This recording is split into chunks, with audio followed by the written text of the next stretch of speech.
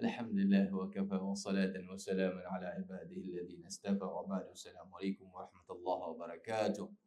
Mga minamahal kong magulang, kapatid sa pananampalatayang Islam, alhamdulillah, purihin natin ang nag-iisang Diyos na tagapaglikha, Allah, na binigyan tayo ng pagkakataong muli at alhamdulillah, binilang niya tayo sa mga taong ikangay sumamba sa Kanya, at ito isa sa napakalaking biyaya na pinili tayo ni Allah sa dami ng mga tao sa labas na tayo ay makasamba sa Kanya. Mga minamahal kong magulang, kapatid sa pananampalatayang Islam, may isang aya mula sa banal na Quran na gigisingin ang ating mga puso na kung saan tulog.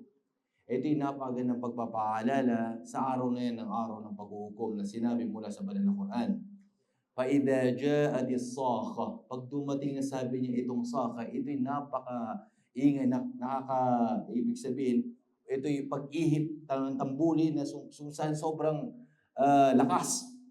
At dito sa araw na yan, araw ng paghuhukom, na kung saan, imagine yung pinakamalapit na tao sa'yo. Sabi mo, sino pinakamalapit sa'yo? Sa araw na yan, mangyayari yan, iiwan mo ng bawat isa. Bakit? Una, sa iyong kapatid. Yawma yafirul mar'u min akhi, sa kapatid niya. Kapatid mo, wa ummihi wa abi, sa tatay niya, sa nanay niya. Wa sahibatihi wa bani, sa asawa niya at sa mga anak niya. Ito'y kanya-kanyang mangyayari dito, mga kapatid, mga magulang sa pananampalatayang Islam. Araw na yan na kanya-kanyang bawat isa. Anong gagawin? Likulli imri'in minhum yawma idin sya'nu yughni. Ang bawat isa ay aatupagin ang kanyang sarili. Pagkakabala niya ang kanyang sarili. Subhanallah. And that's why, kung hindi mo napalaki ang mga bata mo, hindi mo nagamit ang kayamanan mo sa kabutihan, edi walang benepisyo, mga kapatid, mga magulang sa pananampalatayang Islam. Isa pang ayat, yawma la yanfa'u malu wala banun illa man atallaha biqalbin salim. Ang kayamanan, ang mga walang ikangay kabutihan sa hindi magbibenepisyo maliban sa binigyan ni Allah ng may mabuting puso. Subhanallah, kumikilala sa kaysa ni Allah, malayo sa anumang ikangay shirk, o malayo sa tinatawag na hindi magandang mga gawain.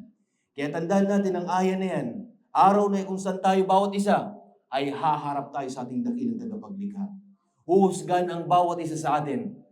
Huhusgan ang bawat isa sa atin. Harap ka, tatanungin ka sa iyong mga gawain. Kaya ang bawat isa, ihanda ang kanyang sarili sa araw na yan. Dito pa lamang sa mundo, gawin mo na kung anong pinag-uutos sa inyo Allah at iwasan kung ano man ang kanyang pinagbabawal. Dalangin ko kay Allah nawa ay gabayan niya tayo, ipagkaloob niya Allah sa atin ang kabutihan sa mundo, sa ating mga libingan, ganun din sa kabilang buhay. Maraming salamat. Hanggang dito na lamang. Wa akhir da'wana anil hamdulillahi rabbil alamin. Assalamualaikum warahmatullahi wabarakatuh.